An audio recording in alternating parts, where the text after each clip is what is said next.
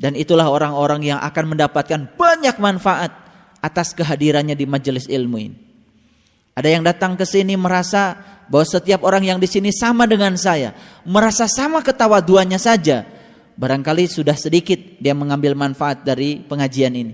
Apalagi kalau datang ke sini dalam keadaan saya yang paling bisa, saya yang paling super, saya yang paling segalanya.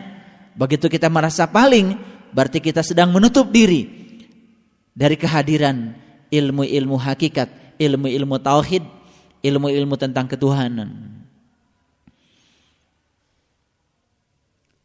Kita diizinkan oleh Allah untuk menyatakan hajat kita, keinginan kita di situ dalam keadaan damai.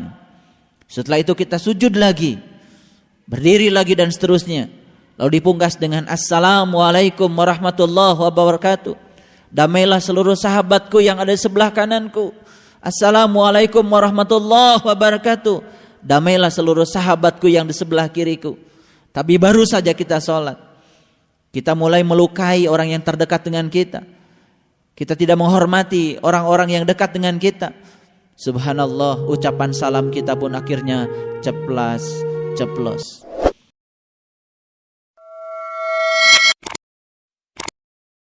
Bismillahirrahmanirrahim. Assalamualaikum warahmatullahi wabarakatuh.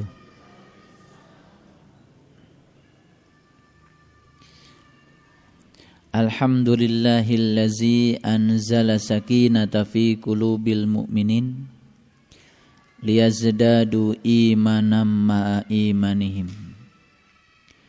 Ashhadu an la ilaha illallah wahdahu la syarikalah rabbul alamin. Wa ashhadu anna Muhammadan abduhu wa rasuluh asrafal anbiya'i wal mursalin sayyidina Muhammadin wa ala alihi wa sahbihi ajmain. Subhanaka la ilma lana illa ma 'allamtana innaka antal alimul hakim. Subhanaka Allahumma rabbana wa bihamdika asyhadu an la ilaha illa anta astaghfiruka wa atubu ilaih. Astaghfirullahaladzim. Astaghfirullahaladzim. Astaghfirullahaladzim. Allazi la ilaha illa huwal hayyul qayyum wa atubu ilaih min jami'il ma'asi wa dzunub. La haula wa la quwata illa billahil aliyyil azim. Mari kita bersyukur bahwasanya pada kesempatan yang penuh berkah ini kita masih diberikan ruang dan waktu yang luar biasa oleh Allah untuk menyempurnakan sisa-sisa perjalanan kehidupan kita, agar pada akhirnya kita menjadi hamba-hamba Allah sebagaimana yang Allah inginkan. Oleh karenanya mari kita puji Dia bersama-sama membaca hamdalah. Alhamdulillahi rabbil alamin. Salawat dan salam mari kita sanjungkan keharibaan baginda Rasulullah sallallahu alaihi wasallam, manusia teragung sepanjang zaman, manusia termulia sepanjang zaman, yang insyaallah kita jadikan referensi untuk menjadi tauladan kita di dalam memperjalankan diri kita menuju Allah Subhanahu wa taala. Nabi besar Muhammad Rasulullah sallallahu alaihi wasallam, seraya bersalawat padanya.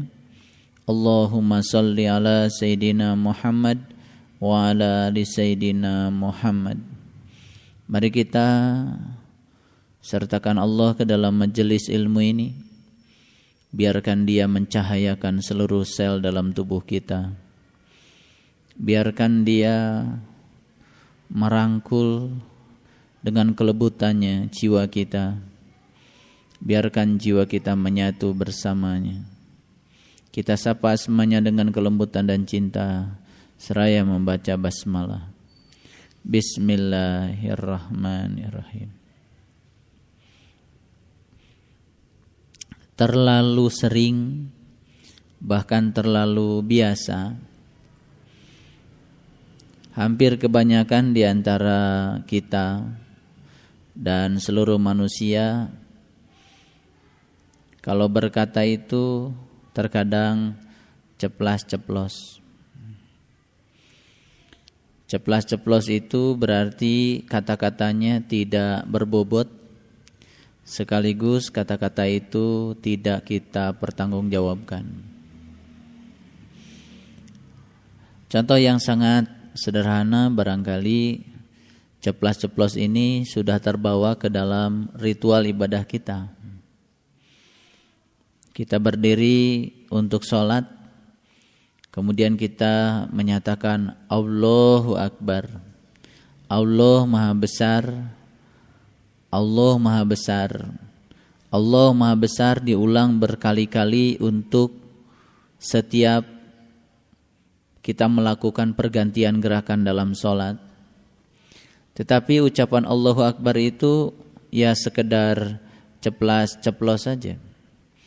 Artinya setelah kita mengucapkan Allah Maha Besar, tetap saja kita merasa diri kita yang paling bisa, kita tetap merasa diri kita yang paling berjasa, kita tetap merasa diri kita paling besar. Bahkan ketika kita sedang sholat pun kita merasa bahwa diri kita bisa berdiri, bisa sujud, bisa ruku karena kita.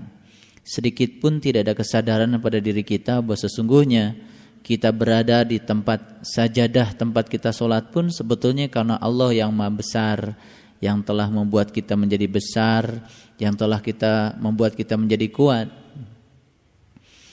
Setelah kita mengucapkan Allahu Akbar, kita lanjutkan diulang 2 kali Allahu Akbarnya. Allahu Akbar kabiro, walhamdulillahi katsiro, wa subhanallahi bukratan wa asila. Inni wajjahtu wajhiya lilladzi fataras samawati wal ard hanifan wa ma ana minal musyrikin. Kita lanjutkan ceplas-ceplos kita yang selanjutnya ketika kita membaca doa iftitah tanpa tanggung jawab.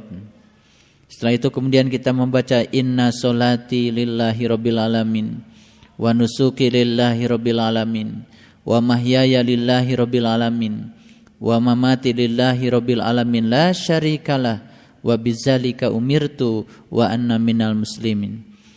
Setiap kata-kata yang diucapkan tanpa tanggung jawab, tanpa ada sedikit pun beban di dalam diri kita untuk mempertanggungjawabkan seluruh pernyataan kita. Setelah itu kemudian kita membaca Bismillahirrahmanirrahim atas nama Allah yang Maha Pengasih dan Maha Penyayang, atas nama Allah. Itu ceplas-ceplos kita yang berikutnya. Dan kita tidak pernah mempertanggungjawabkan pernyataan atas nama Allah, bahwa kita sedang mewakili Allah yang pengasih dan penyayang. Lanjut kita membaca apa? Alhamdulillahi rabbil alamin. Segala puji hanya bagimu ya Allah, Tuhan semesta alam. Segala puji untuk Allah. Kalau sudah pakai segala kan harusnya habis untuk Allah. Tapi kita pun masih saja mencuri-curi haknya Allah. Masih ingin dipuji, masih ingin disanjung dan lain sebagainya. Terus setelah itu membaca surat Qul huwallahu ahad. Apa setiap orang boleh membaca surat Al-Ikhlas? Yang boleh membaca surat Al-Ikhlas itu yang sudah mengalami. Qul itu kan katakanlah, Qul itu ceritakanlah, Qul presentasikanlah. Apa yang harus kita presentasikan? Allahu ahad. Allah yang maha ahad. Kita baru akan merasakan Allah yang maha ahad kalau kita pernah mengahad bersama Allah. Jadi tidak sembarang, tidak setiap orang boleh membaca surat Al-Ikhlas. Ada pembatasan di awalnya dengan kata-kata Qul, katakanlah. Yang boleh mengatakan hanya mereka-mereka yang sudah mengalami, yang sudah merasakan. Yang tidak mengalami, tidak merasakan, tidak diizinkan untuk mengatakan. Tapi kembali kita melakukan ceplas-ceplos yang berikutnya. Kita berani mengatakan Allahu ahad, Allahus samad. Dia tempat aku bergantung. Dia tempat aku menggantungkan segalanya. Dia tempat aku berkeluh kesah. Dia tempat aku curhat. Tapi kenyataannya kita masih bergantung pada yang lain selain Dia, masih curhat ke sana ke sini pada selain Dia. Ucapan Allahus Samad menjadi ceplas-ceplos lagi karena kita tidak mempertanggungjawabkan. Lam yalid walam yulad walam yakul lahu kufuwan ahad. Harusnya kan kul Allahus Samad, kul Allahu ahad, kul lam yalid walam yulad, kul walam yakul lahu kufuwan ahad. Yang boleh mengatakan itu hanya mereka-mereka yang sudah mengalami statement-statement itu. Jadi kalau kita urut dari awal, dari takbir terus sampai membaca surat, kemudian kita ruku. Ketika ruku kita membacakan Subhana rabbiyal azimi wa bihamdi, Subhana rabbiyal azimi wa bihamdi, Subhana rabbiyal azimi wa bihamdi. Maha suci Engkau Allah yang maha azim, yang maha besar, yang maha tinggi. Wa bihamdi, dan segala puji hanya pantas untukmu. Sami Allahu liman hamidah. Semoga Allah mendengarkan orang-orang yang memujinya. Allah tidak akan pernah mendengarkan orang-orang yang memujinya sepanjang dia memuji masih punya keinginan untuk ingin dipuji. Itu ceplos kita yang berikutnya. Ketika kita sujud kita bilang Subhana rabbiyal a'la wa bihamdihi. Maha suci Engkau ya Allah yang maha tinggi. Sujudku ini kurang rendah. Jika ada tempat yang lebih rendah lagi, selayaknya aku lebih merendahkan lagi di hadapan-Mu yang maha tinggi. Tapi kita belum bisa merendahkan diri, merendahkan hati di hadapan Allah, belum bisa bertawadhu kepada Allah. Kalau saya umpamakan, ilmu tauhid itu seperti air. Air itu tidak pernah tinggal di tempat yang tinggi, dia hanya akan tinggal di tempat yang rendah. Ilmu tauhid tidak akan pernah menghigapi orang-orang yang sombong yang tidak tawadhu. Ilmu tauhid, ilmu tentang Tuhan tidak akan pernah mampir pada diri-diri orang yang tidak pernah bisa merendahkan hati di hadapan Allah, di hadapan manusia. Ilmu tauhid hanya miliknya mereka-mereka yang rendah hati, yang bertawadhu kepada Allah, yang bertawadhu kepada manusia. Ilmu tauhid itu seperti air, tidak pernah hinggap di tempat yang tinggi. Dia akan selalu mengambil tempat yang rendah. Maka semakin kita merendahkan hati kita, semakin kita bertawadhu kepada Allah, bertawadhu kepada sesama, dan kita merasa tidak bisa apa-apa, maka insya Allah ilmu akan mengalir ke tempat yang rendah. Di ruangan ini juga barangkali, mohon maaf, di antara kita mungkin terbagi 3 bagian. Ada yang datang ke sini dalam keadaan kosong, merasa tidak bisa apa-apa, merasa tidak punya apa-apa, kosong sama sekali. Itulah orang-orang yang paling tawadhu, dan itulah orang-orang yang akan mendapatkan banyak manfaat atas kehadirannya di majelis ilmu ini. Ada yang datang ke sini merasa bahwa setiap orang yang di sini sama dengan saya, merasa sama ketawaduannya saja. Barangkali sudah sedikit dia mengambil manfaat dari pengajian ini. Apalagi kalau datang ke sini dalam keadaan saya yang paling bisa, saya yang paling super, saya yang paling segalanya. Begitu kita merasa paling, berarti kita sedang menutup diri dari kehadiran ilmu-ilmu hakikat, ilmu-ilmu tauhid, ilmu-ilmu tentang ketuhanan. Setelah kita membaca Subhana rabbiyal a'la wa bihamdi, Subhana rabbiyal a'la wa bihamdi, Subhana rabbiyal a'la wa bihamdi, kita duduk. Rabbighfirli warhamni wajburni warfa'ni warzuqni wahdini wa'afini wa'fu anni. Kita diizinkan oleh Allah untuk menyatakan hajat kita, keinginan kita di situ dalam keadaan damai. Setelah itu kita sujud lagi, berdiri lagi dan seterusnya. Lalu dipungkas dengan Assalamualaikum warahmatullahi wabarakatuh. Damailah seluruh sahabatku yang ada di sebelah kananku. Assalamualaikum warahmatullahi wabarakatuh. Damailah seluruh sahabatku yang di sebelah kiriku. Tapi baru saja kita sholat, kita mulai melukai orang yang terdekat dengan kita. Kita tidak menghormati orang-orang yang dekat dengan kita. Subhanallah, ucapan salam kita pun akhirnya ceplos. Dari sejak takbir sampai salam, yang kita lakukan adalah ucapan-ucapan yang tanpa tanggung jawab, ceplos. Jadi sebetulnya kita belajar ngaji, belajar spiritual, pada dasarnya kita sedang mengurangi ceplas-ceplos kita, agar kita bisa memberikan bobot pada setiap ucapan kita. Oleh karena itu marilah kita buka Quran surat Al-Muzammil, Quran surat yang ke-73. Nomor suratnya saja sudah 73. Nomor suratnya pun sudah luar biasa. Angkanya sangat istimewa. Dan ini bukan suatu kebetulan kalau Quran surat Al-Muzammil itu surat yang ke-73.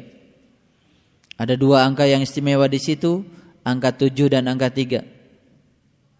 Angka 7 itu adalah jalan Shiratal Mustaqim. Angka 7 itu adalah jalan menuju Allah. Dan kalau orang sudah bisa menggunakan jalan yang 7 untuk menuju Allah, dia akan bisa merengkuh yang 3. Nurullah, Nur Muhammad, Nur Insani akan menjadi gumulung manunggal di dalam diri kita. Dan itulah sesungguhnya tauhid kita. 73 Al-Muzammil, orang-orang yang berselimut, orang-orang yang mengkungkung diri, orang-orang yang masih merasa dirinya berkecukupan, dalam pengertian dia tidak butuh siapapun. Banyak orang di antara kita yang merasa, saya kan tidak akan butuh dia. Dia merasa sebagai orang yang superior. Itulah Al-Muzammil. Semoga kita setelah membaca surah Al-Muzammil ini menjadi orang-orang yang bisa membuka selimut kita, membuka segala kerangkeng yang membatasi kita, yang memenjarakan kita. Quran surat Al-Muzammil di dalamnya bercerita tentang orang-orang yang terpenjara, orang-orang yang terkungkung. Saya punya cerita sedikit. Ada seekor katak yang lahir di sebuah sumur. Dia besar di sumur itu. Barangkali kalau ada pendidikannya di sumur itu, ya dia TK di sumur itu, playgroupnya di sumur itu, SD-nya di sumur itu, SMP-nya di sumur itu, SMA-nya di sumur itu, jadi sarjana juga di sumur itu. Dia hanya bisa membaca buku-buku yang ada di sumur itu. Lalu suatu saat dia menyatakan bahwa dunia itu ya sebesar sumur ini, karena referensi yang dia baca ya cuma sebatas itu. Ketika dia sedang membuat suatu seminar di sumur itu, ada seekor burung bango yang ada di situ. Kata burung bango, katak, kamu sudah berkata salah, menyampaikan informasi yang salah. Kamu bilang tadi dunia sebatas sumur itu. Dunia itu ada lautnya, dunia itu ada gunungnya, dan dunia itu ada langitnya. Dunia tidak sebatas sumur itu. Terjadilah perdebatan yang luar biasa di seminar itu antara katak dan burung bango. Sulit meyakinkan kepada katak bahwa sebetulnya dunia tidak sebatas sumur itu. Karena katak belum pernah keluar dari sumur itu. Dan dia bersikukuh apalagi dengan tingkatan pendidikannya tadi. S1-nya di sumur itu, S2-nya di sumur itu, S3-nya di sumur itu barangkali. Dia jadi guru besar juga guru besar di sumur itu. Dan dia pun hanya membaca kitab-kitab dan buku-buku yang ada di sumur itu. Lalu dia membuat kesimpulan yang sempit.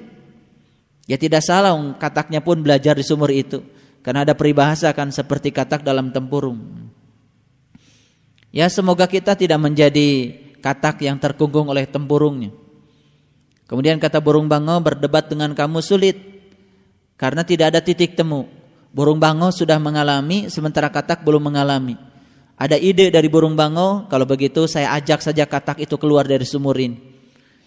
Ketika diajak keluar dan katak mau, dia berpegangan di punggungnya burung bango dan dia keluar dari sumur itu. Sesaat setelah keluar dari sumur itu, katak mengatakan, oh iya, ternyata dunia tidak sebatas yang selama ini saya pahami. Begitu dia lihat gunung, lihat laut, dia lihat langit, lihat dunia yang luas, dia terperanjat. Lalu berbisik kepada burung bango, tolong kawanku, jangan aku kembalikan lagi ke sumur itu. Dan mohon maaf atas segala kekeliruanku, karena aku sudah membuat kesimpulan yang salah. Ini kataknya katak yang mulai bisa jujur, ini katak yang tercerahkan. Ya paling tidak kita jadi kata-kata yang kayak gini lah. Memberanikan diri untuk dibawa terbang oleh burung bangau. Sebetulnya tidak usah diskusi panjang-panjang. Bawalah aku ke sana, wahai burung bangau, kan gitu saja. Kalau kita belajar berguru kepada seorang mursyid, gak usah berdebat. Bawalah ke sana wahai guru, biar aku bisa merasakan yang engkau rasakan. Setelah merasakan yang engkau rasakan, sudah berhenti, tidak berdebat lagi. Dan akan menjadi malu dan mulai mentertawakan masa lalu kita. Jadi yang kita carikan sekarang ini burung bangau yang bisa membawa terbang kita. Semakin kita merasa apa-apa, semakin sulit untuk naik di punggungnya burung bangau. Tapi semakin merasa tidak bisa apa-apa, tidak mampu apa-apa, tapi ada keinginan untuk bisa mengalami apa-apa, kita akan menyerahkan diri kita untuk diam di punggung burung bangau, terbang bersama dia. Itu saja, kan sederhana sebetulnya. Tidak perlu ilmu apa-apa untuk mengalami, cukup kita mengenolkan diri kita, bertawadu kepada manusia, bertawadu kepada Allah, dan sesaat setelah itu kita beranikan diri kita untuk berpegangan dengan mereka-mereka yang sudah sampai kepada Allah. Makanya Allah mengajarkan kepada kita, jika kamu tidak bisa bersama Allah, cukuplah kamu bersama orang-orang yang sudah bersama dengan Allah. Kalau kamu tidak bisa sendiri bersama Allah, cukuplah kamu menyerahkan dirimu kepada orang-orang yang sudah bersama dengan Allah. Pasti kita akan sampai ke sana. Jadi sebetulnya ya ternyata katak tidak semuanya juga di dalam tempurung. Masih ada katak-katak yang pemberani. Tapi katak yang punya keberanian ini memang jumlahnya tidak banyak. Sedikit saja. Jadi semakin katak itu merasa bisa, dia ngitung-hitung sekolahnya, S1-nya dihitung, S2-nya dihitung, S3-nya dihitung, gelar-gelar akademiknya yang begitu berantai di depan namanya kemudian menjadi atribut dirinya. Sebetulnya dia sedang menutupi kelemahan dirinya dengan atribut-atribut itu. Orang yang senang menggunakan atribut di depan namanya, apalagi atribut-atribut duniawi, sebetulnya orang-orang yang tidak percaya diri. Ya samalah dengan orang yang di mobilnya suka pakai stiker-stiker yang aneh-aneh. Bukan polisi tapi pakai stiker polisi. Kan sebetulnya dia itu orang yang tidak percaya diri. Kalau orang yang percaya diri tidak mungkin pakai yang gitu-gitu. Betul enggak? Bukan tentara, bukan keluarga tentara, tapi di plat nomornya pakai di situ. Ya, ada bintangnya 1. Dari mana dia dapat bintang? Kadang-kadang aneh-aneh. Ya, di dashboard itu ada peci, topi, apa namanya? Peci ya, iya. Pecinya Pak PM, atau pecinya Pak Provos. Itu sebetulnya cerminan dari orang-orang yang penakut. Ya, kadang-kadang tasbih pun nempel juga di situ. Takut sama apa itu ya? Jadi akhirnya mobilnya pun ditulisi macam-macam. Ada la ilaha illallah, ada asyhadu an la ilaha illallah. Akhirnya keyakinan itu dipamerkan kepada orang lain. Harusnya yang dipamerkan bukan keyakinannya, yang dipamerkan itu dampak dari keyakinannya. Mobilnya berkendaranya dengan sopan, mengikuti aturan lalu lintas yang baik. Itu kan itu cerminan kepribadian itu. Kalau parkir saja nggak bisa yang sopan, nggak rapi, itu cerminan, berarti kan jiwanya berantakan. Jadi sudah harus di stop itu kebiasaan menggunakan atribut-atribut yang tidak jelas. Ya, oh nanti kalau ada razia tidak akan dicegat, bangga tidak dicegat. Ya sebetulnya mau dicegat atau tidak sama polisi, kalau sudah semua surat-suratnya ada, punya izin mengemudi, kan beres. Tidak ada masalah. Sebetulnya tidak usah pakai atribut yang macam-macam. Saya ingin kasih tahu, semakin suka kita dengan atribut-atribut yang semacam itu cerminan bahwa kita tidak percaya pada diri kita sendiri. Ya karena memang hidup kita ini kan terlalu banyak ceplos. Ya sehari-hari pun kadang-kadang ceplas-ceplos kan selalu saja. Apa saja dikomentari. Orang bajunya warnanya kurang serasi, padahal itu mode baru sebetulnya. Cuman kita yang kehilangan kesempatan untuk beradaptasi. Kita masih pikirannya di masa lalu, orang udah macam-macam kan. Kita komentari. Ya kan? Kita kan rambutnya kayak gini-gini aja, padahal ini rambut zaman baheula. Lalu sekarang kan rambutnya dicukurnya sebelah, kemudian sebelah dicukur di tengah aja ada itu, ada jambulnya. Itu modern itu. Jadi biarkan saja, nggak usah kita komentari. Itu nggak usah ceplas-ceplos lah.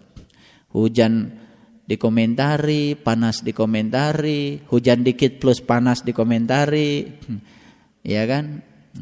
Itu aduh meni panas-panas teuing tuh, panas, salah kata Allah. Hujan teh meni kacida ieu teh anjing teu eureun-eureun. Salah deui. Ya, jadi hari ini ngaji kita gampang. Kita mengurangi ceplas-ceplos. Supaya setelah ini berhentilah ceplas-ceplos, terutama ketika kita sholat. Habis sholat ambil tasbih, astagfirullahaladzim, astagfirullahaladzim, astagfirullahaladzim, ceplas-ceplos lagi. Istighfarnya pun ceplas-ceplos. Baca subhanallah 3-3, ya yang penting udah 3-3 lah. Baca alhamdulillah 3-3, Allahu akbar 3-3. Setelah itu baca berbagai macam doa untuk mengatur Tuhan. Ya ceplas-ceplos lagi. Mari kita lihat Quran surat Al-Muzammilnya. Sudah siap ya? Ya biasa, saya tidak berurutan kalau lihat Quran. Tolong dilihat dulu ayat yang kelima. Saya akan bacakan. A'udzubillahi minasyaitonirrajim. Bismillahirrahmanirrahim. Inna sanulqi alaika qaulan sakila. Sesungguhnya kami akan menurunkan kepadamu perkataan yang berbobot. Sakila, perkataan yang berbobot, perkataan yang berisi. Kaulan, kaulan itu artinya perkataan. Sederhana, sangat sederhana, tapi ini sangat power. Baik, saya ulangi sekali lagi dan kita baca dengan penuh kesadaran kalimat yang singkat ini. Inna sanulqi alaika, sesungguhnya kami akan menurunkan kepadamu kaulan sakila, suatu perkataan yang berbobot, suatu perkataan yang berisi, suatu perkataan yang bisa menjadi agen perubahan, suatu perkataan yang bisa mempengaruhi orang lain untuk berubah ke arah yang lebih baik. Mu di sini siapa? Mu di sini tidak sembarang. Apakah kita termasuk yang di dalamnya, yang sudah diberi oleh Allah suatu perkataan, suatu energi yang membuat kata-kata kita tuh berbobot. Jadi kalau kita bicara ternyata orang lain tidak hirau dengan kata-kata kita, dibiarkan saja semua statement kita berlalu begitu saja. Ketika kita nasihati anak-anak kita tidak pernah nurut. Ketika kita berkata kepada orang lain tidak nurut. Ini ada masalah sebetulnya dengan kita. Kita sudah belajar bagaimana berbicara yang baik, tetapi kata-katanya itu tidak ada ruhnya, tidak ada energinya. Makanya kita di awal tadi berbicara bagaimana supaya kita berkata itu tidak ceplas-ceplos. Artinya setiap kata-kata kita itu mengandung hikmah, sehingga bisa berpengaruh pada orang lain yang kita ajak bicara sehingga dia mengalami suatu perubahan. Barangkali pernah mendengar cerita saya, cerita yang sederhana, yaitu tentang seorang ibu dan seorang anak yang mendatangi Mahatma Gandhi. Barangkali masih ingat cerita itu. Ibunya sudah jengkel karena anaknya tidak sembuh-sembuh sakitnya. Karena satu-satunya yang menyembuhkan penyakit anak itu kalau dia berhenti makan garam. Sampailah di istananya Mahatma Gandhi, Tuan tolong nasihati anak saya karena kata-kata Tuan ini sangat berbobot. Setiap orang di negeri ini tidak ada yang hirau atas kata-kata Tuan. Tuan ini hebat, apapun yang dikatakan selalu diturut oleh masyarakat India pada saat itu. Tidak ada yang protes. Kemudian Mahatma Gandhi mengatakan, ibu sekarang pulang saja. 1 minggu baru datang lagi. 1 minggu berikutnya baru anak dan ibunya itu datang lagi. Ibunya membayangkan betapa panjangnya khutbah yang disediakan Mahatma Gandhi. Persiapannya pun 1 minggu. Sesampainya di istana, dipeluknya itu anak oleh Mahatma Gandhi dengan senyumnya yang khas, berenergi. Senyum pun ada yang berenergi, yang ada yang tidak. Yang tidak ikhlas biasanya boro-boro berenergi. Dia menebar racun saja. Ya, apalagi yang manyun. Senyumnya dibuat-buat ya. Berat kalau orang senyumnya dibuat-buat. Mahatma Gandhi senyum pada anak itu, senyumnya saja sudah membuat anak itu sehat. Dirangkul dan satu pernyataan saja yang disampaikan oleh Mahatma Gandhi. Nah, mulai hari ini berhentilah kau makan garam. Sudah, silakan pulang. Kata ibunya, cuma itu Tuan. Ya cuma itu saja. 1 minggu kami menunggu. Kalau cuma itu, kenapa tidak dikatakan kemarin-kemarin saja waktu kami datang ke sini? Kenapa kami harus bolak-balik? Mahatma Gandhi hanya menjawab dengan senyum. Sudah ibu, silakan pulang.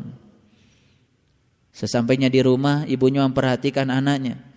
Ternyata anaknya itu 1 hari nggak makan garam, 2 hari nggak makan garam, 1 bulan, 2 bulan, sampai berbulan-bulan, sampai bertahun-tahun dia berhenti makan garam.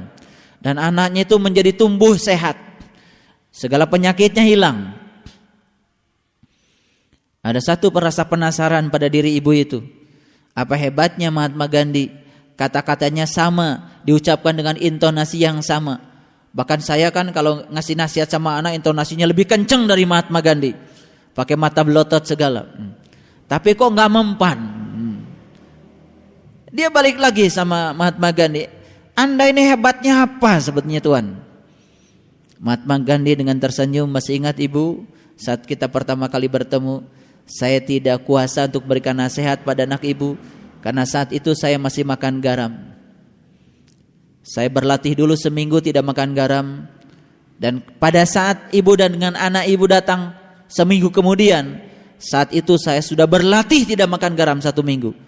Dan setelah itu saya baru bisa menasehati anak ibu. Jadi sebetulnya ternyata untuk memberikan bobot pada kata-kata kita, kita harus bisa mengalami dulu apa yang kita katakan. Makanya sangat masuk akal kalau Allah selalu mengatakan kul. Cuman selama ini kan kita abaikan kata-kata itu. Ya cuma disuruh mengatakan. Tidak. Seseorang itu hanya bisa disuruh untuk mengatakan kalau dia sudah mengalami. Kul itu adalah pembatasan. Hanya untuk mereka yang sudah mengalaminya. Lihat kenapa begitu banyak orang tua yang nasihatnya tidak diikuti anak-anaknya. Apa sebab? Karena dia hanya menyuruh saja orang lain berbuat baik, sementara yang dia katakan belum terjadi pada dirinya sendiri. Kenapa begitu banyak ceramah-ceramah agama masuk di telinga kiri, keluar di telinga kanan, tidak pernah mampir walaupun sebentar. Kenapa? Karena ceramah-ceramah agama ini disampaikan oleh orang-orang yang dia sendiri belum mengalaminya.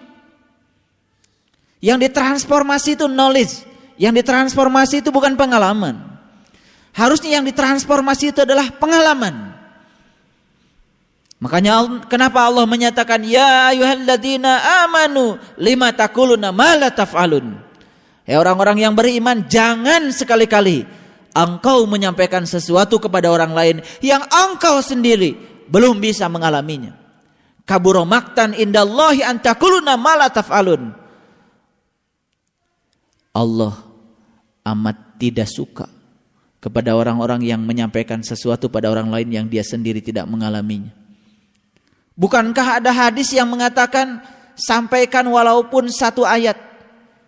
Hati-hati, terjemahannya harus sempurna. Sampaikan walaupun 1 tanda, karena ayat itu artinya tanda. Bukan kita tahu 1 ayat di Quran kemudian kita sampaikan 1 tanda. Tanda tentang apa? Tanda tentang Tuhan. Berarti sampaikan walaupun 1 tanda, dia orang itu sudah mengalami tanda itu. Allah sudah menunjukkan keagungannya pada dia walaupun cuma 1 tanda. Tanda Allah ya Allah itu sendiri. Berarti dia sudah tahu dan kenal kepada Allah. Bukan hafal satu ayat, bukan sorenya kita baca ayat, besoknya kita ceramah, bukan itu. Ayat itu harus menghasilkan tanda dulu. Tanda apa? Tanda Allah pada diri kita. Kalau tandanya sudah diberikan pada kita, berarti kita sudah melihat dan menyaksikan keagungannya, baru itu yang disampaikan. Jadi jangan sembarang memahami hadis itu.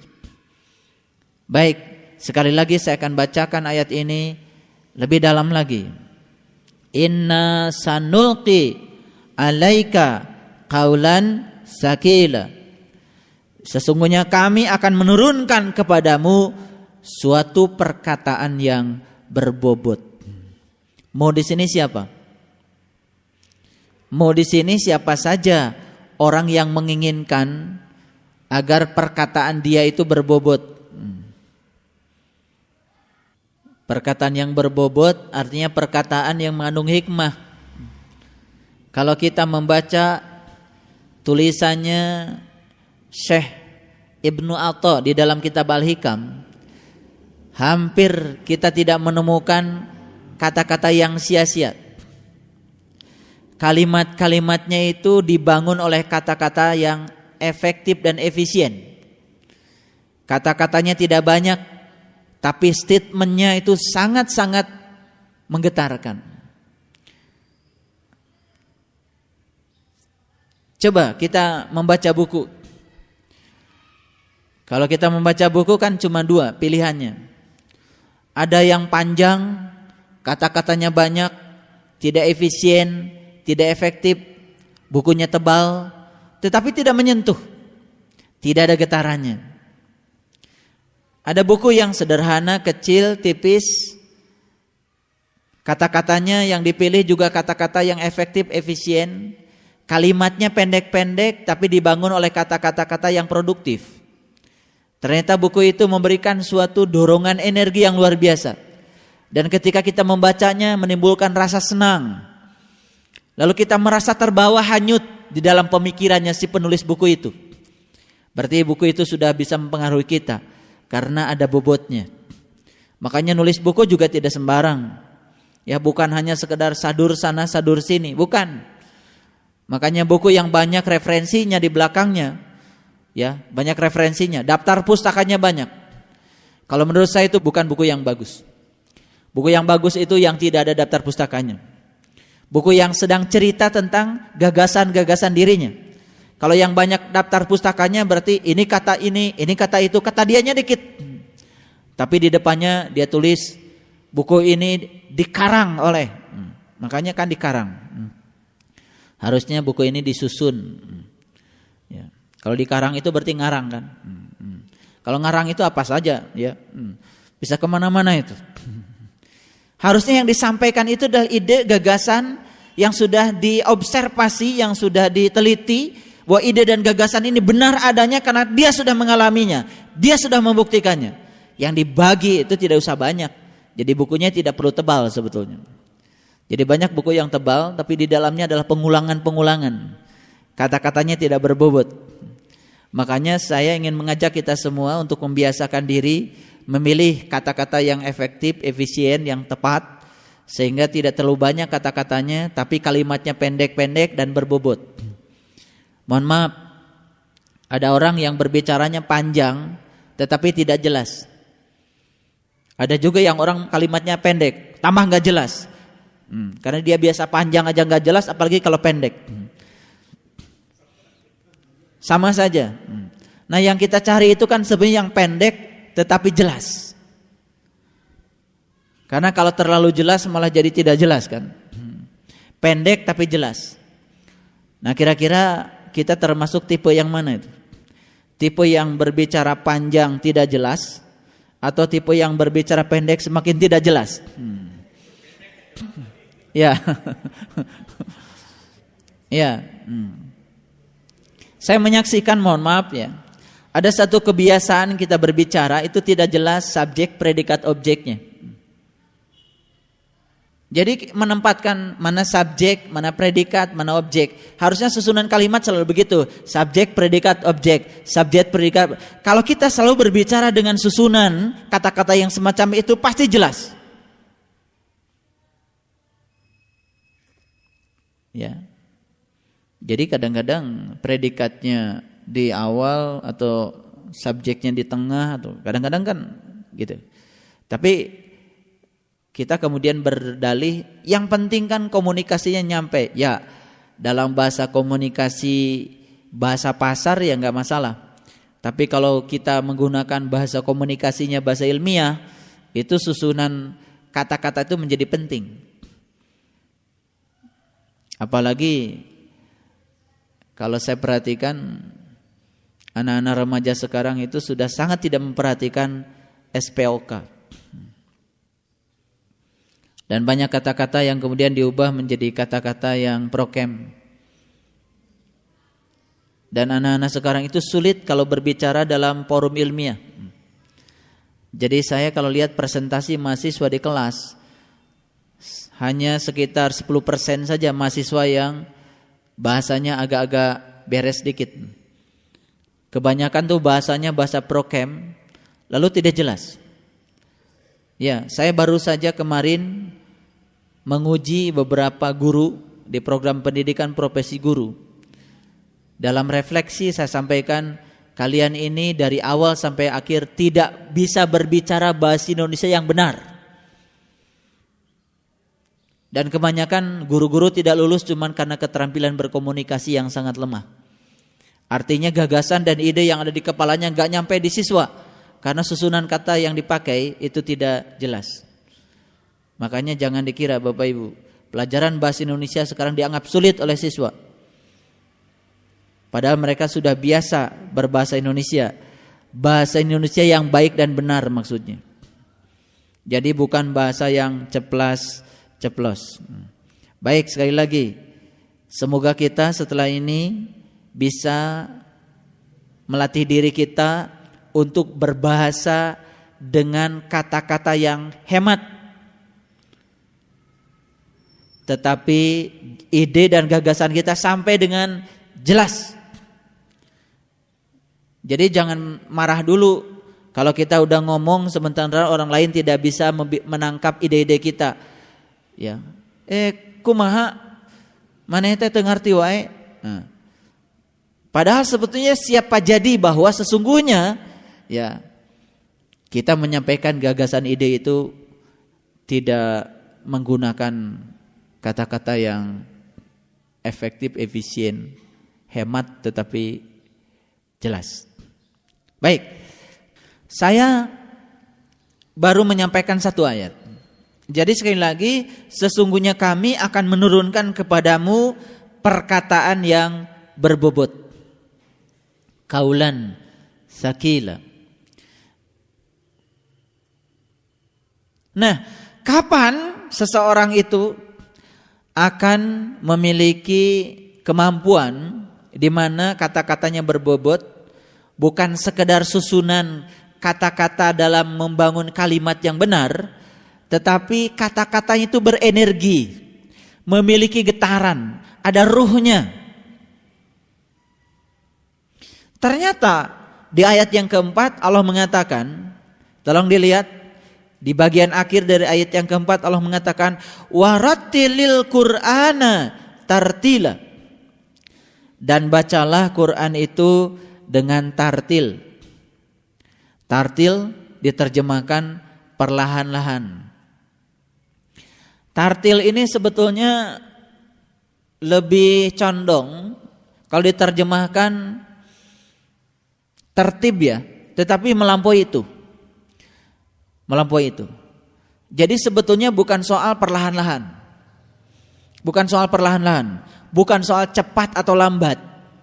Bukan soal itu. Tartil itu bisa sistematis, bisa tertib, tapi melampaui itu. Cuman dalam bahasa Indonesia tidak ada kata-kata yang pas untuk bisa menerjemahkan kata-kata ini.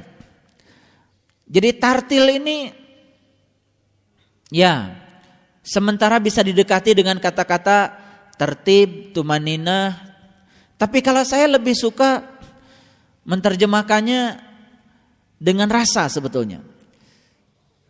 Ya pokoknya tartil itu jelas, kalimatnya tidak panjang, efektif, kata-katanya kata-kata pilihan, hemat, tetapi gagasannya sampai.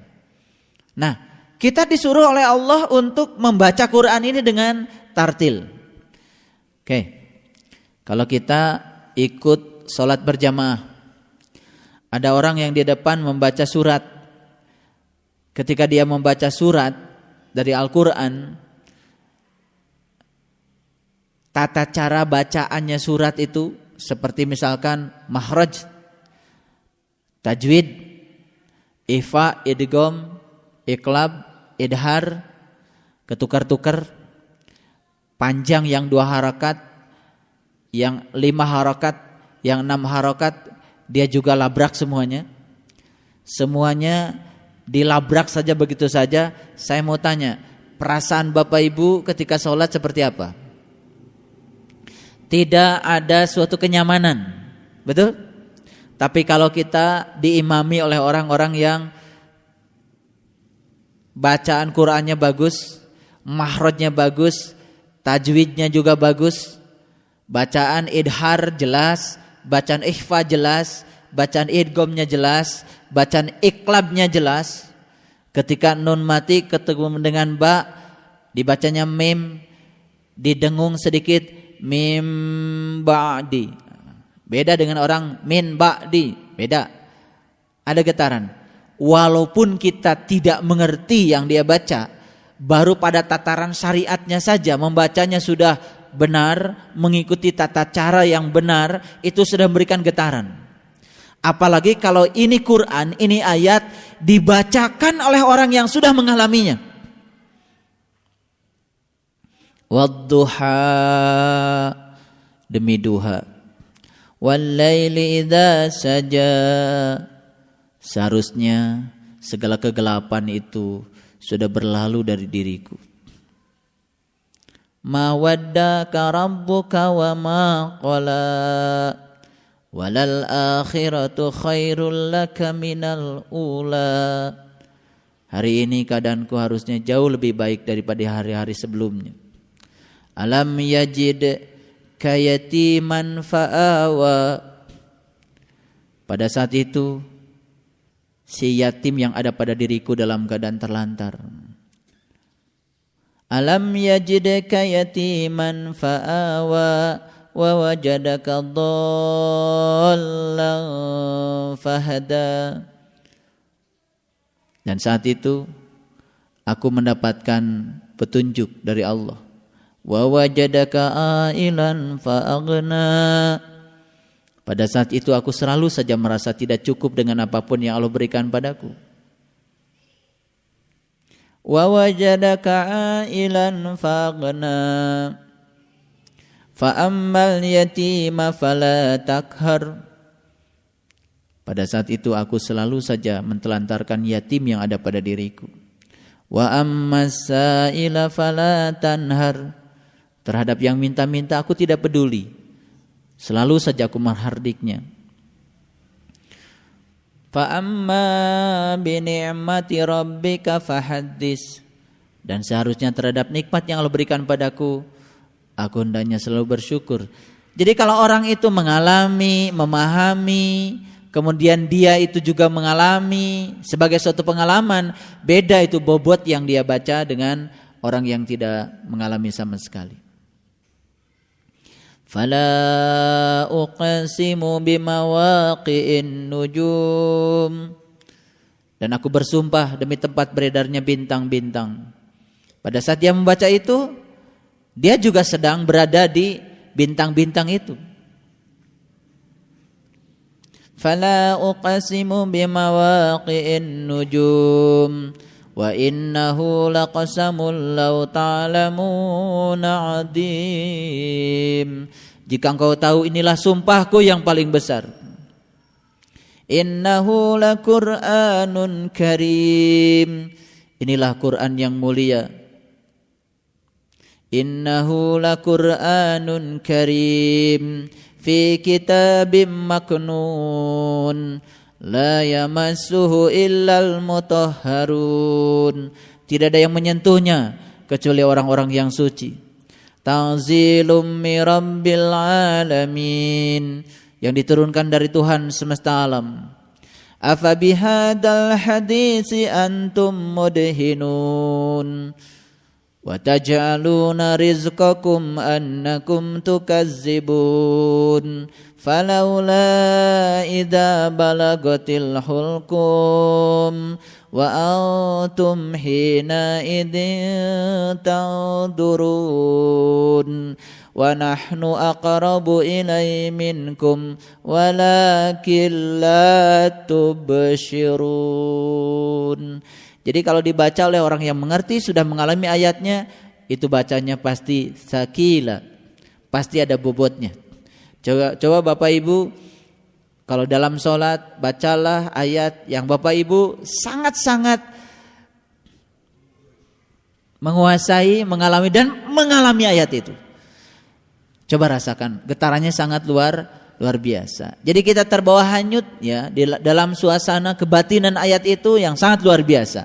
Dan itu akan memberikan dampak yang sangat luar biasa. Jadi kalau mau baca Qul a'udzu birabbil falaq min syarri ma khalaq wa min syarri ghasiqin idza waqab wa min syarrin nafasati fil 'uqad wa min syarrin nafasati fil 'uqad wa min syarri hasidin idza hasad. Coba ayat demi ayat itu dialami dulu. Ayat demi ayat itu jadikan pengalaman kita dulu, baru kita baca. Luar biasa. Ini dalam rangka memberikan bobot. Warattilil Qur'ana tartila, dan bacalah Quran itu dengan tartil. Saya sering mengatakan Quran ada dua. Satu yang tertulis, dua yang tak tertulis. Membaca yang tertulis ada tata caranya. Membaca yang tak tertulis pun ada tata caranya. Jadi dua-duanya itu harus dibaca dengan tartil. Saya sulit menggunakan bahasa Indonesia sebagai terjemahan dari kata tartil, tapi tadi saya sudah terjemahkan dalam bahasa gramatikal, dalam bahasa rasa, dan saya selanjutnya akan menggunakan kata tartil ini. Dan ini sudah menjadi bahasa komunikasi kita. Jadi bacalah Quran itu dengan tartil. Jadi saat kita sedang memandang dengan basyirah ke alam yang tak berdimensi lagi, yang sudah tidak terkungkung oleh ruang dan waktu, di situ juga harus tartil. Makanya kata Allah dalam Quran, janganlah kamu berburu ketika kamu sedang naik haji. Jadi ketika sedang naik haji jangan berburu, jangan melibatkan keinginan-keinginan kita, jangan melibatkan hawa nafsu kita. Karena Allah sudah bilang, Tanzilu mi rabbil alamin, ini diturunkan olehku, Tuhan semesta alam, bukan karena kemampuanmu, bukan karena bisanya kita, bukan. Kalau kita merasa bisa, kita bisa merasa mengatur, malah tidak pernah kita mendapatkannya. Tapi begitu kita tawadu, kosong, fakir di hadapan Allah, Allah sendiri mengatakan, Tanzilu mi rabbil alamin. Ini adalah kuasaku Tuhan semesta alam, dan kuasaku akan berkuasa pada dirimu pada saat kamu tidak merasa berkuasa pada dirimu sendiri. Jadi kuasanya Allah akan berkuasa pada diri kita saat dimana kita tidak berkuasa pada diri kita sendiri. Tanzilu mi rabbil alamin. Itu bahasa Quran. Baik, kita akan loncat ke ayat yang pertama. Baik Bapak Ibu, ayat yang pertama luar biasa. Ya ayyuhal muzammil, hai orang-orang yang berselimut. Ini bukan soal selimut kita. Kalau selimut kita di musim dingin sekarang kan namanya bed kafir.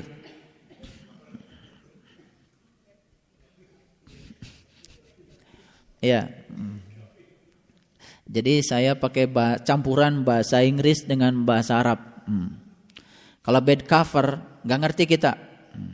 Tapi kalau saya ngomongnya bed kafir, nah itu lebih jelas. Ya, kafir itu artinya tutup bahasa Arab. Yang sudah jadi bahasa Inggris jadi cover. Itu.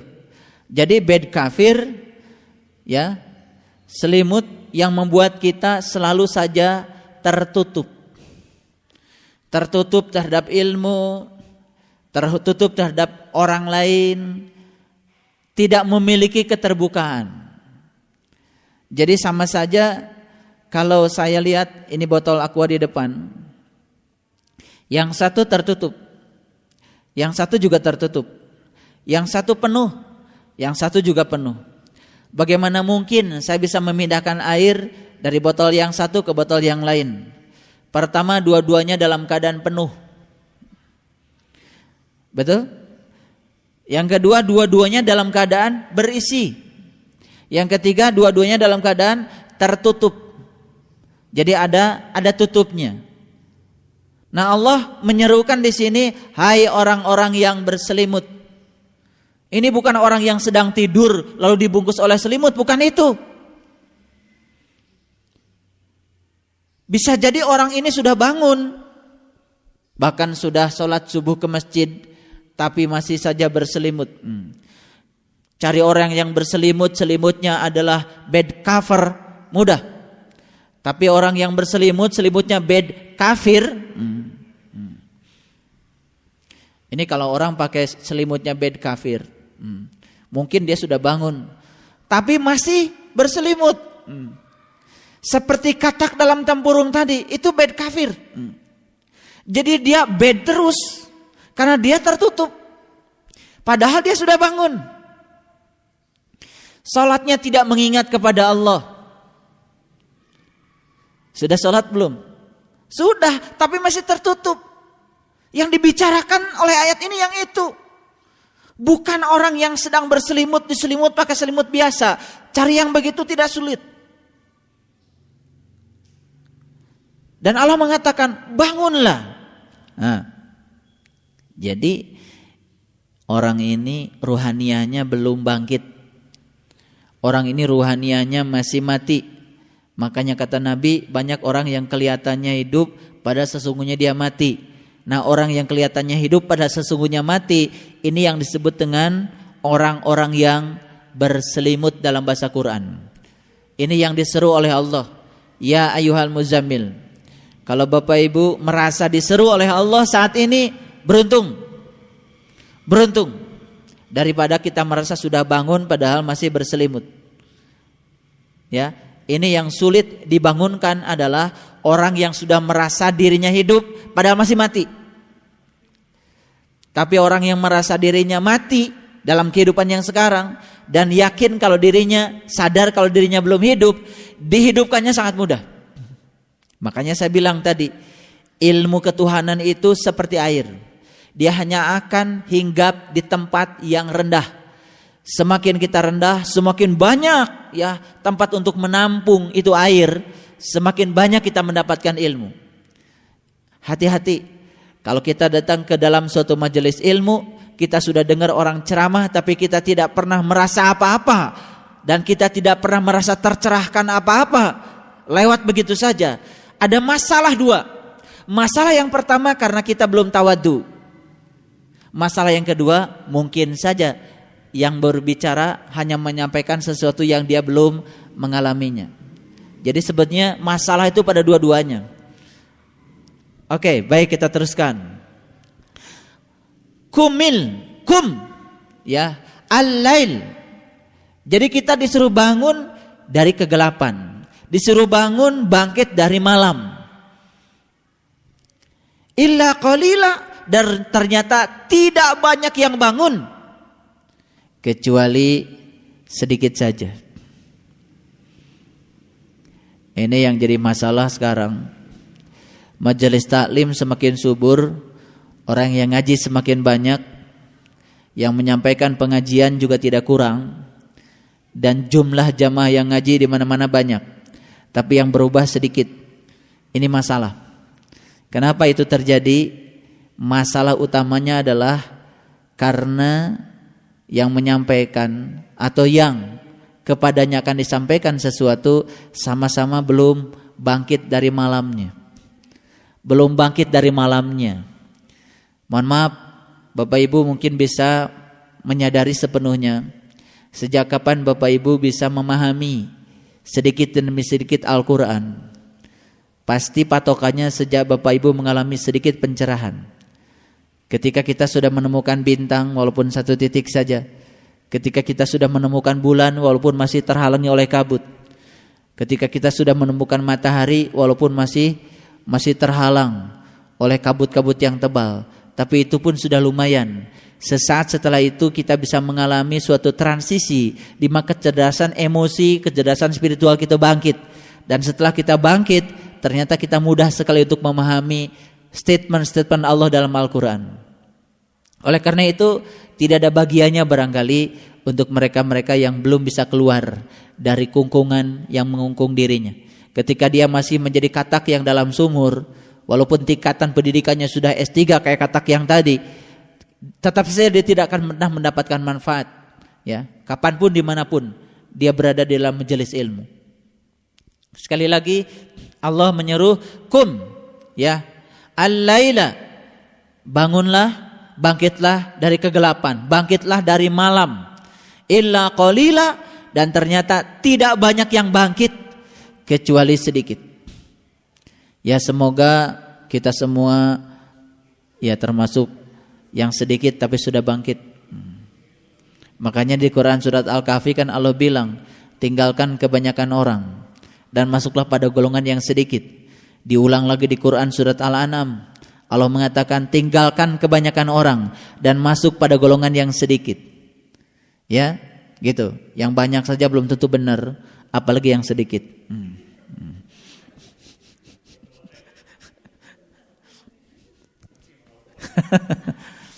Ya, semoga yang sedikit itu ya yang betul-betul benar.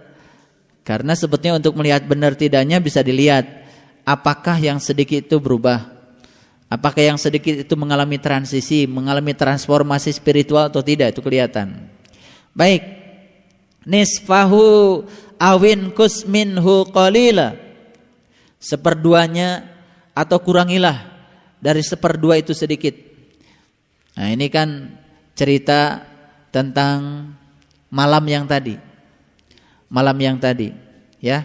Seperdua dari malam itu kan, kalau malam itu kan mulainya dari jam 6 sampai jam 6 pagi itu malam.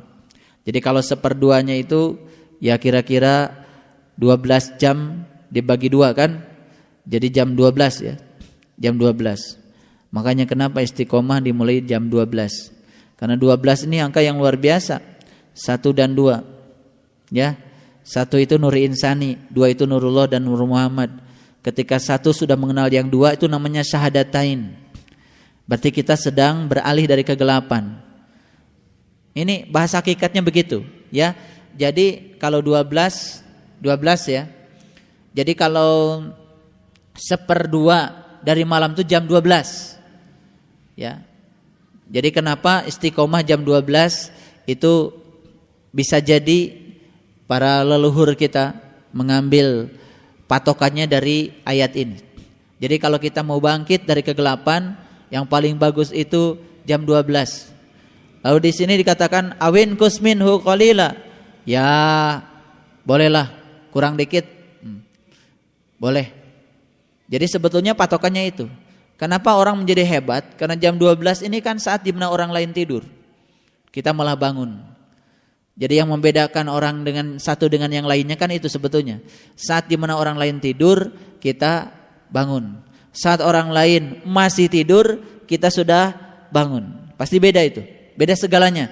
Beda spiritualnya, beda rezekinya. Bayangkan saja, orang lain masih bangun, dia sudah tidur.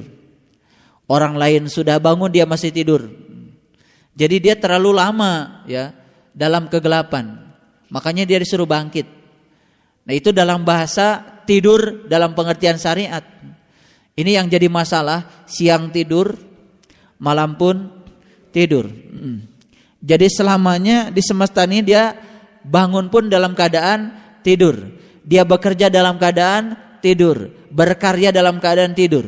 Bayangkan orang berkarya dalam keadaan tidur, kan lulungu. Lulungu tahu? Lulungu itu yang gak karu-karuan. Ditanya gak nyambung. Betul gak? Orang lulungu kan begitu. Ditanya gak nyambung. Ya, banyak orang yang lulungu ya, karena selalu tidak nyambung. Di kantor lulungu ya. Yang jadi masalah lagi sholat pun lulungu. Ditanya kata malaikat, siapa yang kau sembah? Bingung dia, lagi lulungu. Nah, kalau cari orang yang tidur malam, ya gampang, ya. Nah, ternyata lebih gampang lagi cari orang yang tidur siang dan malam. Dikasih kepercayaan apa saja, dia selalu tidur. Ya. Ini luar biasa. Jadi sebutnya konflik horizontal. Korupsi, kolusi, nepotisme itu karena dilakukan oleh orang-orang yang lulungu. Ya, lulungu. Kemudian Allah mengatakan, ya, auzid alaih, atau lebih dari 1/2 itu. Ya, lebih sedikit lah. Jadi sebetulnya ayat ini sedang berbicara toleransi sebetulnya. Yang penting jam 12, ya kurang dikit lebih tegit nggak apa-apa. Ya, gimana Pak kalau jam 2? Ya jam 2 itu lebih dikit dari jam 12, lebih 2 jam. Ya Bapak Ibu silakan mulainya jam 2, tapi akhirnya terburu-buru kan? Betul nggak? Iya, terburu-buru. Nah, begitu terburu-buru udah nggak beres lagi, tidak tartil nanti baca Qur'annya. Betul nggak? Nah, ini ada hubungannya dengan ayat berikutnya. Warattilil Qur'ana tartila. Kalau kita tepat jam 12, baca Qur'annya tartil.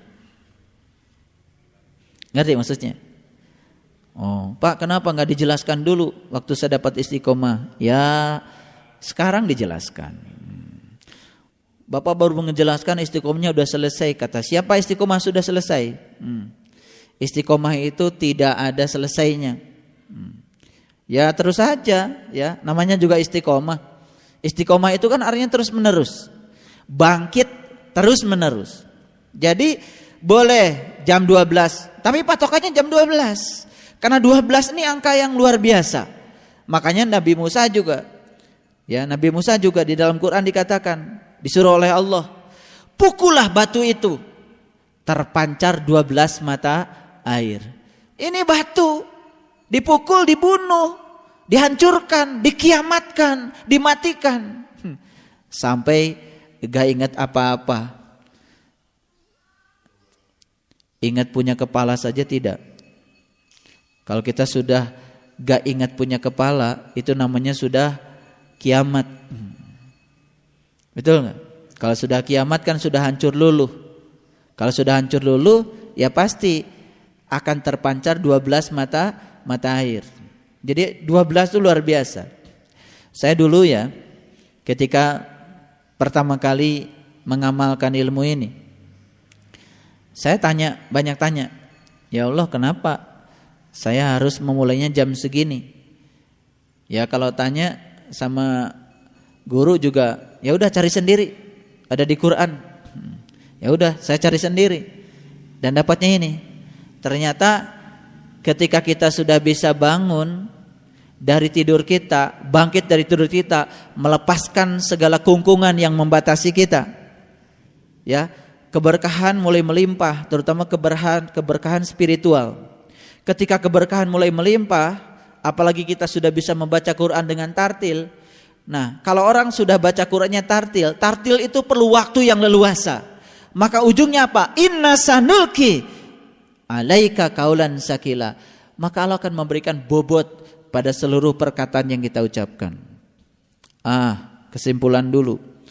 Pak, saya sudah selesai menjalankan semua tata cara keilmuan ini. Tapi kok rasanya setiap saya berkata orang lain tidak mau dengar saya. Pernyataannya yang paling penting adalah barangkali kita sering baca Quran, tapi baca Qurannya tidak tartil. Makanya saya kan tidak pernah melarang, tidak pernah mengiyakan. Pak, tadi malam saya baru bangun jam 3:30 Pak. Ya nggak apa-apa. Ya nggak apa-apa. Terus mau apa lagi? Udah bangun, udah terjadi. Masa saya marah-marah? Ya nggak apa-apa. Pak, saya baru 4:30 bangun. Gak apa-apa. Saya kan selalu bilang gak apa-apa. Terus kalau saya bilang apa-apa terus gimana? Udah terjadi. Tapi biasanya ditangkapnya, oh gak apa-apa. Entar juga kelihatan. Kalau dia ngomong kata-katanya tidak berbobot. Kenapa? Lah, kalau bangunnya jam segitu bisa dibayangkan. 5:30 baru bangun. jam 7 harus ngantor. Bisa dibayangkan seperti apa dia melakukannya. Betul nggak? Iya. Baru nyedot dikit udah turun lagi. Ya, nggak tartil kan? Kalau tidak tartil, jangan lalu ingin kita ini menjadi hebat sempurna. Ya saya sebagai pembimbingnya cuma mengatakan gak apa-apa. Ayo, selama ini yang bertanya sama saya, apa jawaban saya?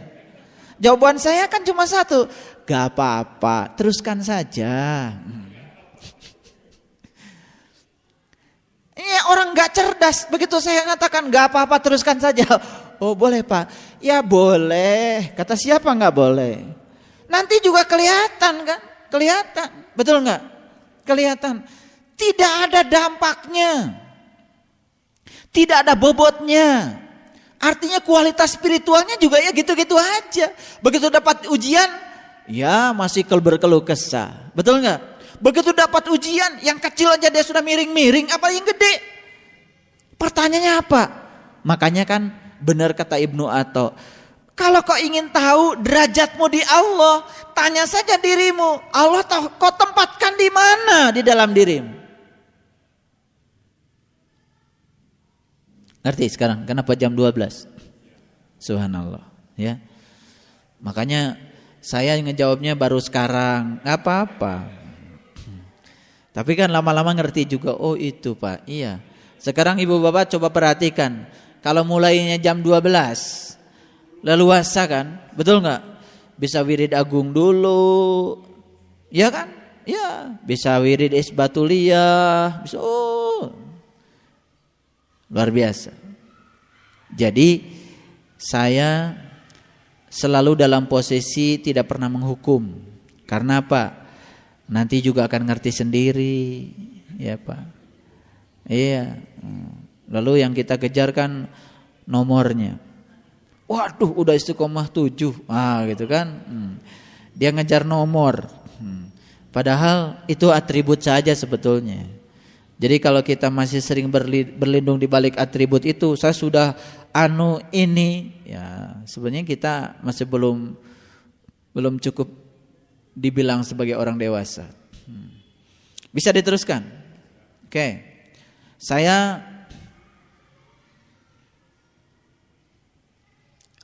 Kita teruskan ayat yang berikutnya. Jadi inna sanulki alaika kaulan sakila. Kalau hari ini, saat ini, ya, keadaan kita masih tidak berkualitas, kata-katanya tidak berkualitas, pikirannya tidak berkualitas, cara hidupnya tidak berkualitas, tidak berbobot.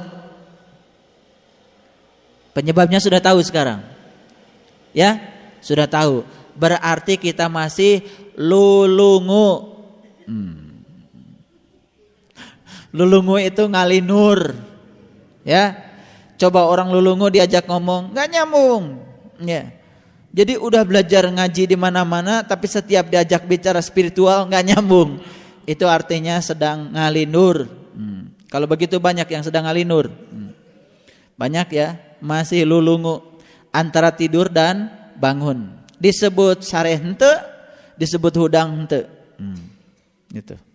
Akibatnya tidak berbobot. Saya ingin kasih tahu kenapa Allah bicara kok yang dikatakan kaulan sakila. Kenapa kata-kata yang tidak berbobot? Kata-kata ini kan sebetulnya cerminan dari pikiran. Baik. Jadi kalau orang yang kata-katanya tidak berbobot, itu artinya kualitas ruhaniyahnya pun tidak berbobot. Kalau kita masih terjebak untuk menggunjing orang, mencemooh orang, menghujat orang, itu artinya yang keluar di sini itu kan masalahnya bukan di sini, di dalam. Jadi kalau kita keluarkan air dari teko, yang keluar itu comberan, masalahnya bukan yang keluar itu comberan di dalamnya susu, bukan. Kalau yang keluarnya kan air yang kotor, berarti di dalam teko kotor enggak? Jadi untuk melihat jiwa seseorang itu sudah berkualitas atau tidak, lihat saja luarnya. Ya, penampakan luar itu yang paling utama adalah kata-kata. Bisa nggak Pak melihat jiwa seseorang lewat SMS-nya? Bisa. Karena SMS itu sebenarnya kata yang ditulis. Itu kan sebenarnya gambaran jiwa. Bisa nggak Pak lihat jiwa seseorang dari rumahnya? Bisa. Kalau rumahnya berantakan dan dia nyaman dengan berantakan, itu artinya di dalamnya masih berantakan. Bisa nggak melihat dari peristiwa di alam? Bisa. Kalau banjir terjadi akibat sumpatan karena sampah, berarti masih terlalu banyak orang yang membuang kotoran sembarangan. Orang yang suka membuang kotoran sembarangan itu adalah orang yang di dalamnya kotor. Ngerti? Kenapa Allah mengatakan ini yang dikatakan Allah cuman kaulan, perkataan, gitu. Jadi kalau seseorang itu perkataannya tidak berbobot, bobot perkataan seseorang itu cerminan dari bobot spiritual seseorang. Lihat saja. Lihat orang-orang yang masih kata-katanya tidak bermanfaat. Udah jelas tuh jiwanya kotor. Makanya kenapa Nabi mengatakan diam tuh emas.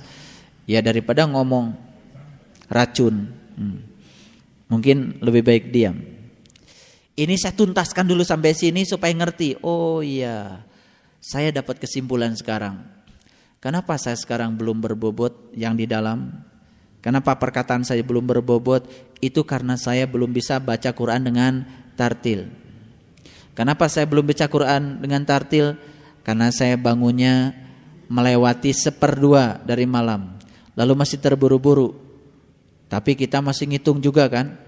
Yang penting kan Pak, 40 hari. Gak apa-apa.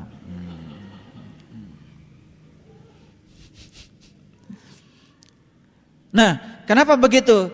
Berarti masih terlalu banyak bad kafir yang menyelimuti keadaan kita. Ya. Jadi kalau selimut, ibu bapak berbahaya enggak? Selimut bed cover tidak bahaya, malah dia bisa melindungi kita saat dimana kita sedang kedinginan. Tapi kalau bed kafir bahaya. Bisa jadi kita merasa nyaman di dalam suatu situasi yang kita tidak sadar kalau situasi itu sesungguhnya adalah merugikan kita. Atau itu adalah cover kita. Cover. Makanya out of the box. Kita harus keluar dari kebanyakan orang berpikir. Ketika kita ngikutin kebanyakan berpikir orang juga sebenarnya kita sedang membiarkan diri kita berada di dalam box itu, ya. Kita harus keluar. Baik, kita teruskan. Inna nasyi'atal laili hiya asyaddu wa aqwamu qila. Sesungguhnya bangun di waktu malam adalah lebih tepat. Dan bacaan di waktu itu lebih berkesan. Berkesan itu kan artinya ada bekas, berkesan. Bagaimana pengajiannya? Sangat berkesan. Bagaimana kunjungannya? Oh, sangat berkesan. Bagaimana makannya? Oh, sangat berkesan. Sesuatu menjadi berkesan kalau sesuatu itu berhubungan dengan rasa. Jadi ada sembah raga, sembah jiwa, sembah cipta, sembah rasa. Kalau kita belum masuk pada rasa, tidak ada kesan. Makanya suka ada pesan dan kesan. Kalau pesan itu wilayah raga. Kalau sudah kesan itu sudah wilayah rasa. Ada satu rasa yang dirasakan yang orang lain sulit untuk bisa memahaminya. Makanya tolong dituliskan pesan dan kesan. Nah sebetulnya kita tulis itu cuman pesan. Kesan itu tidak bisa ditulis. Karena kesan urusan rasa. Tapi ada kerinduan untuk datang. Ya, jadi kalau ibu bapak berkunjung ke suatu restoran disuruh menuliskan pesan dan kesan, itu yang bapak ibu tulis itu baru pesan. Kesannya apa? Kesannya nanti datang sendiri. Ya, ketika dia balik lagi ke situ, itu berkesan, ada rasa. Gitu. Ya. Jadi bangunlah. Bangun di waktu malam itu adalah sangat tepat. Makanya memproduktifkan malam untuk membangun spiritual kita sangat luar biasa. Tapi secara hakikat sebetulnya kita bukan sekedar berbicara malam sebagai malam yang kita kenal. Tapi bangun dari kegelapan sebetulnya. Bangun dari tidur. Bangun dari tidur adalah suatu hal yang sangat tepat. Karena memang kita harus bangun. Setuju? Ya. Dan itu akan memberikan suatu pengalaman. Makanya Allah katakan bacaan di waktu itu ya merupakan bacaan yang berkesan. Gini, Bapak Ibu, secara syariat kita sholat dalam keadaan tergesa-gesa, ya kan berbeda kesannya dengan sholat dalam keadaan yang tumanina, tertib. Kita punya kesempatan untuk memaknai, memberikan bobot pada seluruh perkataan yang kita ucapkan. Sangat berbeda. Nah, oleh karena itu, lihat ayat berikutnya.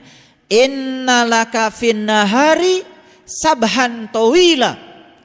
Sesungguhnya kamu pada siang hari nahar mempunyai urusan yang sangat panjang. Ini secara syariat urusan yang sangat panjang, urusan siang. Siang dalam pengertian syariat karena kita banyak urusan memang. Ya. Makanya setelah siang kita banyak urusan, kemudian kita malam serahkan semua urusan pada Allah. Siang yang berikutnya besok sudah siang yang berbeda. Karena kita sudah menyerahkan semuanya. Tapi kalau dipahami secara hakikat, nahar di sini adalah siang dalam pengertian siangnya hakikat.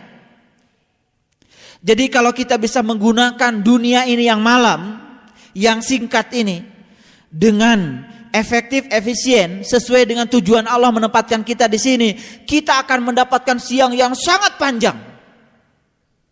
Paham maksud saya? Jadi bukan urusan yang saya maksud adalah urusan pekerjaan yang gini, bukan. Tapi urusan akhirat itu, urusan siang itu panjang. Makanya orang itu akan sukses di keabadian yang panjang itu kalau dia bisa memanfaatkan kehidupan yang pendek ini. Makanya kita harus berjuang keras agar kehidupan kita yang singkat ini mengantarkan kita kepada kehidupan yang panjang dalam keadaan terang benderang. Kita mendapatkan siang yang terang benderang. Jadi kalau kita di kemalaman kita yang sekarang, di kehidupan yang malam kita sekarang ini kita tidak berdayakan sungguh-sungguh, maka di kehidupan yang sana juga akan malam panjang. Malamnya menjadi panjang di sana. Tapi kalau kita bisa menemukan yang sekarang ini sesuatu yang luar biasa untuk bekal kehidupan yang di sana yang panjang, kita akan mendapatkan siang yang sangat panjang. Itu sebabnya ada hadis yang mengatakan, barang siapa yang memberikan lampu pada satu masjid, akan aku bikinkan istana di surga. Jadi kalau orang yang menemukan satu lampu saja di masjidnya, kapan? Sekarang, itu yang akan mengantarkan dia berada di dalam kehidupan yang terang benderang yang panjang di sana. Ini yang dikatakan di Quran, inna laka finnahari sabhan tawila. Makanya ada hadis yang mengatakan barang siapa yang sering membaca Quran akan terang benderang di kuburannya. Jadi kalau kita sering sekarang membaca Quran, apalagi membaca Qurannya tartil, akan terang benderang di kuburannya. Begitu kita membaca Quran bercahaya, kuburan kita terang benderang. Kuburannya mana? Kuburannya ini. Di sini kita terang benderang. Kalau sudah terang benderang, ya sudah terang benderang terus. Orang yang bekerja dalam keadaan terang benderang beda dengan orang yang bekerja dalam keadaan gelap gulita. Maka Allah katakan di ayat berikutnya, wazkurisma rabbika watabattal ilaihi tabtila. Nah, kalau di sini kan wazkurisma, itu diterjemahkan sebutlah nama Tuhanmu. Padahal sebutnya wazkurisma, ingatlah Dia yang maha tinggi. Sama itu artinya langit. Ya, sama itu ketinggian. Wazkurisma rabbika, ingatlah Tuhan yang maha tinggi. Watabattal ilahi tabtila, dan beribadah kepadanya dengan penuh ketekunan. Baik Bapak Ibu, kalau begitu perintah ibadah itu baru muncul di ayat yang ke-8. Betul enggak? Jadi kalau kita mau jujur, Allah itu di Quran tidak langsung memerintahkan ibadah, tapi Allah mewajibkan kita untuk mengenalinya dulu. Makanya coba perhatikan Quran surat Al-Muzammil. Di ayat yang pertama kita disuruh bangkit dari tidur kita, ya kan? Kemudian kita disuruh untuk membaca Quran dengan tartil. Siapa yang bisa membaca Quran dengan tartil? Kalau sudah ketemu Qurannya, betul nggak? Kalau sudah ketemu caranya, betul nggak? Yang tidak tahu Qurannya, yang tidak tahu cara membacanya dengan tartil, tidak bisa menjalankan perintah ini. Setelah dia menjalankan perintah itu, dia akan diberi bobot oleh Allah. Qaulan sakila, kata-katanya menjadi berbobot. Kata-kata adalah cerminan dari kualitas pribadi dan kualitas jiwanya. Itu tanda bahwa jiwanya sudah berbobot. Nah, setelah jiwanya berbobot, karena jiwanya sudah kenal dan tahu kepada Allah, maka Allah mengatakan penegasan. Ya, makanya sesungguhnya kamu akan hidup dalam siang yang amat panjang. Dan setelah itu Allah mengatakan, barulah kau ingat Allah sebagai Tuhanmu. Ya kan? Nah, kalau sudah bisa ingat, baru Allah memerintahkan kita ibadah kepadanya. Jadi sangat logis, ya. Perintah ibadah kepadanya itu diawali dulu dengan ingat dulu. Makanya cocok kalau sholat itu adalah mengingat Allah. Karena dengan demikian kita bisa mempersembahkan diri kita kepada Allah. Nah, kemudian Allah mengatakan Rabbul Masyriqi wal Maghrib la ilaha illa huwa fattahidhu wakila. Ya, Tuhan meliputi Masyriq wal Maghrib. Tuhan meliputi timur dan barat. Kalau dia meliputi timur dan barat, jangan khawatir yang tinggal di timur karena tidak diliputi. Jangan khawatir yang tinggal di barat karena tidak diliputi. Jadi Tuhan tidak tinggal di Mekah, tidak tinggal di Madinah. Tuhan meliputi timur dan barat. Artinya kalau kita mau menemuinya, tidak usah khawatir, di mana saja, kapan saja bisa. Kalau kita tahu ilmunya, tahu caranya, karena dia meliputi timur dan barat. Ya. Jadi kita kan suka mengatakan, wah itu kan barat, kita ini kan orang timur. Kita merasa bahwa Tuhan itu tinggal di timur saja, tidak pernah tinggal di barat. Padahal dia meliputi timur dan barat, meliputi semua manusia, meliputi kita sekalian. Subhanallah. Maka Allah katakan, ya, tiada Tuhan melainkan Dia. Maka ambillah Dia sebagai pelindung. Allahumma lakal hamdu wa ilaikal mustaka wa antal musta'an. Segala puji hanya pantas untukmu ya Allah. Aku keluhkan segala permasalahanku padamu, karena Engkau satu-satunya penolongku. Maka jadikanlah Dia saja sebagai pelindung. Fattahidhu wakila. Jadikanlah Dia saja sebagai wakil kita, sebagai pelindung kita. InsyaAllah kita akan mendapatkan berkah. Itu sebabnya mari kita wujudkan Quran surat Al-Muzammil ayat 1-9 ini yang baru saja kita kaji secara syariat maupun secara hakikat, agar kita mendapatkan kualitas rohani yang sempurna, yang sesungguhnya. Barakallahu li wa lakum. Shadaqallahul adzim. Terima kasih atas segala perhatiannya.